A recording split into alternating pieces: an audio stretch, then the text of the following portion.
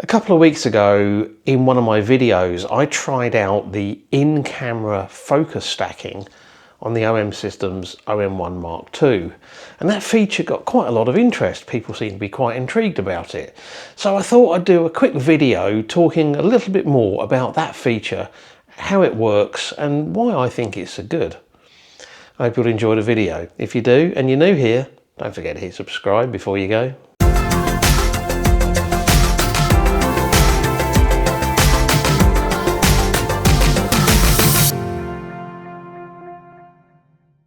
This video is about the focus stacking on the OM Systems OM1 Mark II. There are two quite similar sounding or looking features on the OM1 Mark II, focus stacking and focus bracketing. This video is about focus stacking. I will mention focus bracketing again at the end and just talk a little bit about what that is. But as I said, this video is about focus stacking. And I'll also say I'm not an expert in the use of focus stacking on the OM1. I've only just started to play with it, so don't consider this a masterclass or a this is how you should do it kind of video. It's just some information on what it actually does. But before we get into that, let's start off with some basics. A lot of you will know this already, but I'll get it out of the way quite quickly, and that is, what is focus stacking? Okay, focus stacking is increasing the depth of field in an image, in a scene or a subject, beyond what would be available by focusing on one single point. So when you focus anywhere in an image, the point, the distance from the sensor that you're focusing is the only thing that's actually, strictly speaking, fully in focus. Everything further away and everything closer is getting progressively more out of focus. And we call an image sharp back to front when it is acceptably sharp back to front. I'm not going to get into all of that kind of discussion now, but there comes a point when you can't get everything in focus or sharp, depending on the focal length that you're using and how close and how far away things are from the camera.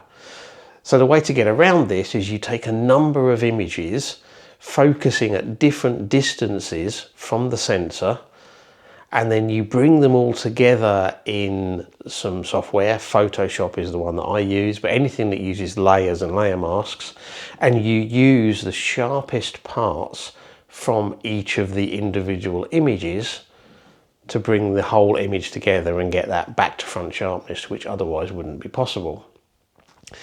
Now, about 5.5 years ago, I did a whole video on focus stacking. It's a bit old now, the equipment has changed and all sorts of other things have changed, including me.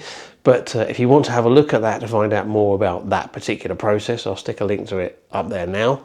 And there'll also be a link in the video description if you want to have a look at it.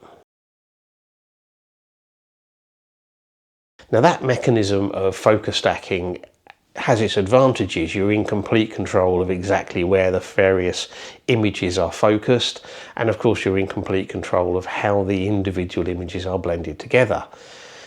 The disadvantages are, well, you've got to do the blending, of course, in Photoshop or some other kind of software. You also have to do all of the individual focusing in the field, and it's very difficult to do unless you've got the camera on a tripod, because you have to keep the composition the same and change your focus as you're going along. And that's where this in-camera focus stacking has some real advantages, because you can do this handheld very, very easily, so long as you can be reasonably stable and use a reasonably fast exposure time. So the first thing I've got to do if I want to use in-camera focus stacking is set it up in the camera. So let's do that now. I would normally do this in the field at the time of shooting, but it's quite difficult to film that kind of thing in the field. So I'll show it to you on the back of the camera now.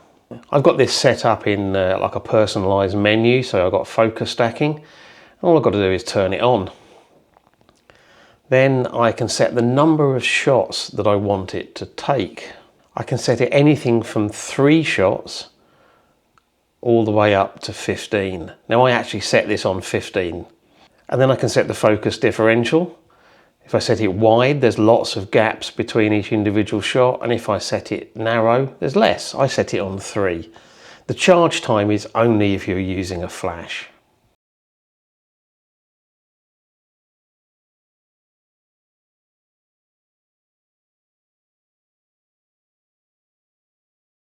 "15 frames is almost certainly overkill for the images that I ended up shooting with this, but I'm still learning how to do it, so starting off with 15 frames and then maybe dialing it back as I get more used to it seems like a good way to do it.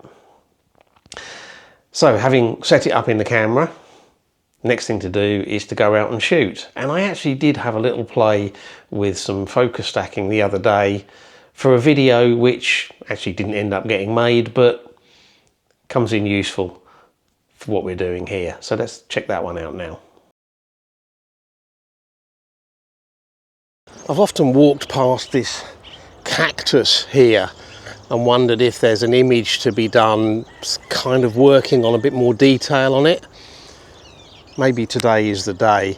The light's coming from kind of that way, so it's creating some quite nice contrasts and lines on the sides of it.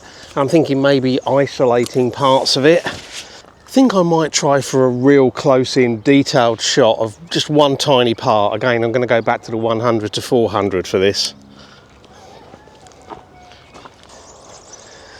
There's one bit I'm seeing there that looks quite interesting, but I think I might even try an in-camera focus stack on it.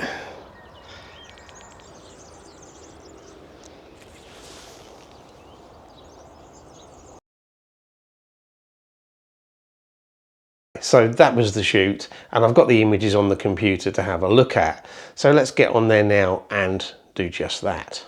So this is just an ordinary frame shot with the 100 to 400 lens, concentrating on the detail. And this one was focused on the foreground, and you can see the foreground is nice and sharp, but the background area is blurry. Another shot focused on the background is nice and sharp, but then the foreground part is blurry. And that's because the depth of field at that focal length and that aperture was too narrow for the scene I was trying to shoot. This is another example. Foreground sharp, but background blurry. And another shot on the background, nice and sharp, but the foreground is blurry.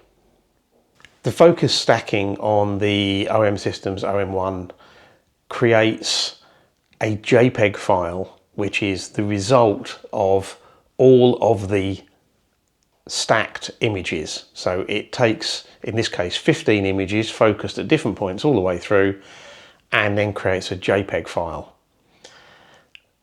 But it also records all of the individual RAW files that make up that JPEG file. So I can, if I want to, still work with a finished RAW file by simply taking the 15, in this case, RAW files, taking them into Photoshop and blending them together using layer masks. Here's 2 images and 15 RAW files for each. And if we actually scroll through, you can see how the focus changes from foreground to background on both of these. But instead of working with the RAW files, in this case, I think it's perfectly okay to look at these 2 JPEGs that have been created. This is the first one, and you can see back to front it is sharp. And this is the second one, and as you can see, back to front it is sharp. I actually quite like the play of light, texture, patterns and details on those images. Okay, they're probably never going to see the light of day for anything other than this video, but they were still fun to shoot and I quite like the end results.